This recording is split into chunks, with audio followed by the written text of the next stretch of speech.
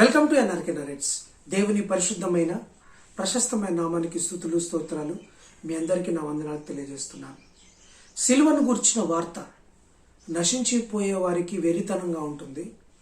రక్షించబడిన, ఆయన రక్తంలో కడగబడిన, ఆయన్ను అనుసరిస్తూ ఆయన మార్గంలో నడుస్తున్న మనకు అది గొప్ప శక్తి అయి ఉంటుంది.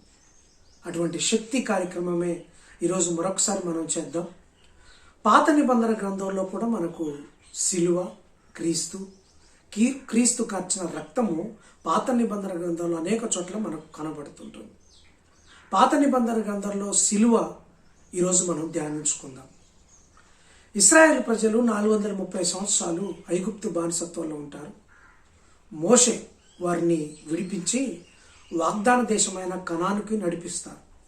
దాదాపు 40 సంవత్సరాల పాటు ఆ యాత్ర కొనసాగుతుంది. వారు యోర్దాను సరిహద్దుల్లోకి వచ్చి కనాను సరిహద్దుల్లో వారు ఉంటారు. అప్పటికి మోషే గారు చనిపోతారు. మోషే గారు చనిపోయినప్పుడు మోషే తర్వాత ఇశ్రాయేల్ ప్రజలను నడిపించే నాయకుడిగా, వాగ్దాన దేశాన్ని 12 గోత్రాలకు పంచిపెట్టే వ్యక్తిగా దేవుడు యెహోషువను ఎంచుకుంటారు. యెహోషువ కూడా తన గురువు గారి బాటలోనే పయనిస్తాడు. అప్పటికి కనాన్లో చాలా జాతులు నివసిస్తూ ఉంటారు. మరి వారందరినీ జయించాలి, వాళ్ళందరినీ వెళ్ళగొట్టాలి, వారందరినీ ఓడించి వాగ్దాన దేశమైన కనాన్ను స్వతంత్రించుకోవాలి. అయితే వాళ్ళు ఎటువంటి వారు, ఎంత బలశూరులు, వారి దగ్గర ఉన్న ఆయుధ సంపత్తి ఏంటి, వాళ్ళు ఎటువంటి జాతులు గలవారని తెలుసుకోవడానికి యెహోషువ యెరికో పట్టణానికి, అంటే కనాను ప్రాంతంలో ఉన్న యెరికో పట్టణానికి 2 వేగుల వారిని పంపిస్తారు. ఏంది, అక్కడికి వెళ్ళి చూడండి, ఆ యెరికో పట్టణానికి వెళ్ళి వారిని మనం ఎలా జయించాలి, వాళ్ళ ప్రాకారాలు ఎటువంటివి, వారి స్థితిగతులు ఏంటివి, ఒకసారి అనలైజ్ చేసుకొని, ఒకసారి అధ్యయనం చేసుకొని రమ్మని ఒక 2 వ్యక్తులని యెహోషువ వేగు చూడటానికి గూఢాచారులుగా అక్కడికి పంపిస్తారు. వాళ్ళు యెరికోలోకి ప్రవేశించి మారువేషంలో వెళ్ళి అక్కడ చూస్తూ ఉంటుంటే అక్కడ ఒక సత్రం ఉంటుంది. ఆ సత్రములో రాహాబు అనే వేశ్య, ఆమె వేశ్యాగృహాన్ని నడిపిస్తూ ఉంటుంది. ఆ రోజుల్లో వేశ్యాగృహాలు అనేవి లీగల్గా ఉంటాయి, ఆ రాజ్యంలో లీగల్గా ఉంటాయి. తర్వాత సత్రం అంటే ఎవరైనా బాటసార్లు కానీ వచ్చిపోయేవారు కానీ స్టే చేయడానికి ఒక హోటల్ టైప్లో అక్కడ ఉంటుందన్నమాట. ఎవరన్నా బాటసారులు లేకపోతే విదేశీయులు వచ్చినప్పుడు అక్కడ ఎక్కువగా నివసిస్తూ ఉంటారు. వారి శరీర అవసరాలు తీర్చుకోవడానికి అక్కడే ఆ సత్రంలో ఇటువంటి వ్యభిచార గృహాలు అనేవి కూడా ఉంటూ ఉంటాయి. అక్కడ ఎప్పుడు జనసందోహం కనబడుతుంది. ఆ జనసందోహం ఉన్న ప్రాంతంలో అక్కడున్న ప్రజల స్థితిగతులు ఎలా ఉంటాయో తెలవటానికి 2 వేగుల వారు అక్కడికి వెళ్తారు. అక్కడికి వెళ్ళి వాళ్ళు చూస్తున్నప్పుడు వారు ఆ పరిస్థితులను అవగతం చేసుకుంటారు వాళ్ళ మాటలను బట్టి, అక్కడికి ఉన్న స్థానికం వారి మాటలను బట్టి. అయితే ఒక 2 వేగుల వారు యెరికో పట్టణానికి వేగు చూడటానికి వచ్చారని యెరికో రాజుకు తెలుస్తుంది. వాళ్ళకు కూడా గూఢచారులు ఉంటారు కదా, వాళ్ళకు తెలుస్తుంది. అప్పుడు వారిని చంపేయమని సైన్యాన్ని పంపిస్తారు. సైన్యాన్ని పంపించినప్పుడు వాళ్ళు సరాసరి రాహాబు ఎక్కడైతే వేశ్యాగృహాన్ని నడుపుతుందో ఆ యొక్క ప్రదేశం దగ్గరికి వస్తారు. వచ్చినప్పుడు రాహాబుకు అర్థమైపోతుంది. అయితే వారిని 2 దాచిపెడుతుంది. మిద్దె మీదకి తీసుకెళ్ళి అక్కడ 2 వేగులు వారిని దాచిపెట్టి వారు భటులు వచ్చినప్పుడు, అంటే యెరికో రాజు యొక్క సైన్యం వచ్చినప్పుడు, పరాయి దేశం నుంచి ఇశ్రాయేల్ దేశం నుంచి ఇశ్రాయేల్ జాతి వారు 2 వేగుల వారు వచ్చారట, మీ దగ్గరకు వచ్చారని రాహాబు అడిగినప్పుడు, మరి వచ్చారు కానీ వెళ్ళిపోయారు అని, ఈ మార్గం గుండా వెళ్ళిపోయారని వాళ్ళకి అబద్ధం చెప్పి వీళ్ళని దాచిపెడుతుంది. అక్కడి నుంచి వాళ్ళు వెళ్ళిపోయారు.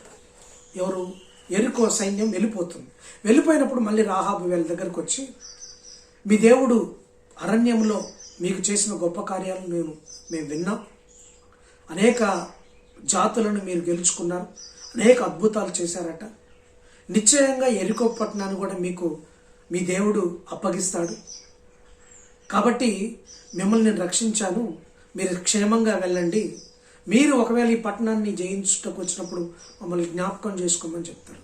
అప్పుడు వాళ్ళు కూడా అదే అంటారు, మేము ఖచ్చితంగా ఈ పట్టణాన్ని గెలుచుకుంటాం, ఈ పట్టణాన్ని గెలుచుకున్నప్పుడు మిమ్మల్ని రక్షిస్తాం, ఎందుకంటే మీరు మా ప్రాణాలు కాపాడారు కాబట్టి నిన్ను మేము రక్షించడం మా బాధ్యత. మేము ఈ పట్టణాన్ని గెలుచుకుని వచ్చినప్పుడు మీరు ఒక ఇంట్లో ఉండండి, ఆ ఇంటి కిటికీకి ఒక ఎర్రని దారం కట్టండి. ఏ ఇంటి కిటికీకి అయితే ఎర్రని దారం ఉంటుందో ఆ ఇంట్లో ఉన్న వారిని మేము చంపం, వారిని రక్షిస్తాం, వారిని మేము చంపకుండా వారిని కాపాడుతాం అని చెప్పినప్పుడు వారు అక్కడి నుంచి ఆ ఆన తీసుకొని వాళ్ళు మళ్ళీ యెహోషువ దగ్గరికి వచ్చి విషయం చెప్తారు. ఆ తర్వాత కొన్ని రోజుల తర్వాత ఎరుకో పట్టణాన్ని వాళ్ళు జయించుటకు ముందుకు వస్తారు. ఆ ప్రాకారాన్ని స్తుతితో కూలగొడతారు. లోపలికి వచ్చి దేవుడు ఏం చెప్తారంటే పట్టణాన్ని మొత్తం నాశనం చేయండి, ఏ ఒక్కటి ఉంచుకోకూడదు అని చెప్పినప్పుడు పట్టణాన్ని, అక్కడ ఉన్న ప్రజలను, జంతువులను, పశువులను అన్నిటిని నాశనం చేస్తారు. అయితే ఈ పట్టణాన్ని నాశనం చేస్తున్నప్పుడు రాహాబు ఇంటి కిటికీకి ఎర్రని దారం కట్టుకొని రాహాబు ఆమె కుటుంబ సభ్యులు అందులో ఉంటారు. సో వారిని యెహోషువ గుర్తించి మిమ్మల్ని కాపాడిన వారు ఏ ఇంట్లో అయితే ఉన్నారో వాళ్ళని కాపాడండి అని చెప్పినప్పుడు అంతకుముందు వేగుల వారు వచ్చినట్టుగా వచ్చిన వారు అక్కడికి వెళ్ళి ఏ ఇంటికైతే ఎర్రని దారం ఉంటుందో ఆ ఎర్రని దారంలో ఎవరైతే ఉంటారో వారు చావకుండా, వారిని చంపకుండా, లేకపోతే ఎరికో పట్టణాన్ని నాశనం చేసే ఆ నాశనపు దిబ్బలోకి వాళ్ళని తోయకుండా తిరిగి వాళ్ళని బ్రతికించి ఇశ్రాయేలు జాతిలో వాళ్ళని కలుపుతారు. అక్కడ రాహాబు ఆమె కుటుంబ సభ్యులందరూ, ఆ ఇంట్లో ఎవరున్నారో, ఆ గృహంలో ఎవరున్నారో వారందరూ కాపాడబడతారు.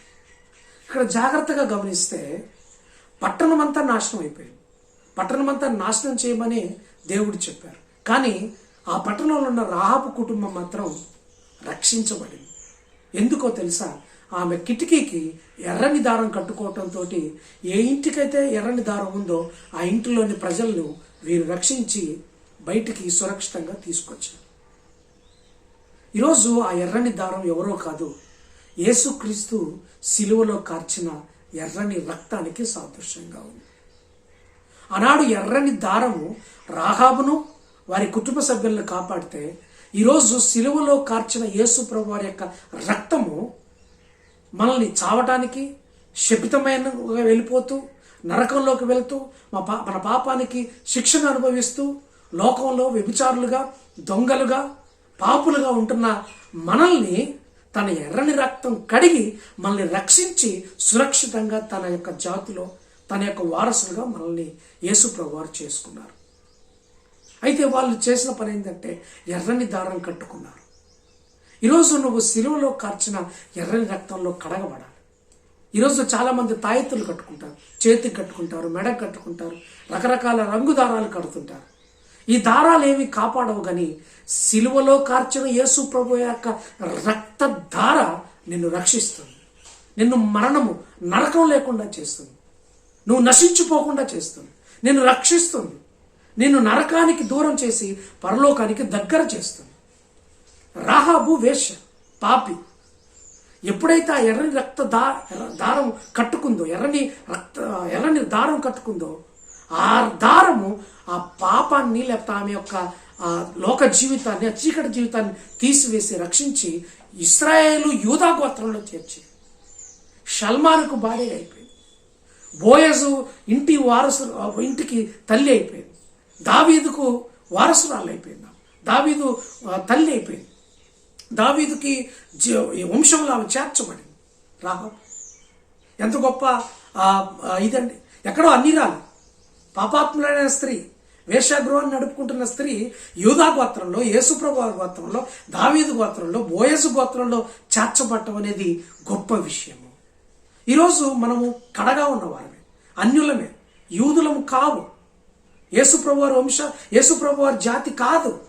అయినప్పటికీ ఆ ఎర్రని రక్తధారలో కడగబడితే మనం యేసుప్రభు వారి వంశాల్లో, ఆయన రక్త సంబంధికులుగా, ఆయన బిడ్డలముగా, ఆయన వంశంగా, రాజులైన యాజక సమూహంగా మనం చేర్చబడతాము. పరలోకంలో మనము సుస్థిర స్థానాన్ని ఏర్పరచుకున్న బిడ్డలముగా ఉంటాము. ఈ లోకపు పాపమును, ఈ లోకపు శాపమును నుంచి దూరమయ్యి సురక్షితమైన రక్షణను పొందుకుంటాం. అటువంటి రక్షణను పొందుకున్నావను, అటువంటి ఎర్రని రక్తపు ధారలో నువ్వు కడగబడ్డావా? కడగబడకపోతే ఈరోజు కడగబడు. ఒకవేళ కడగబడితే దాన్ని గట్టిగా పట్టుకో. దేవుడు అట్టి కృప మనందరికీ దేవుడు దయచేయను గాక. God bless you. దేవుడు మిమ్మల్ని దీవించును గాక.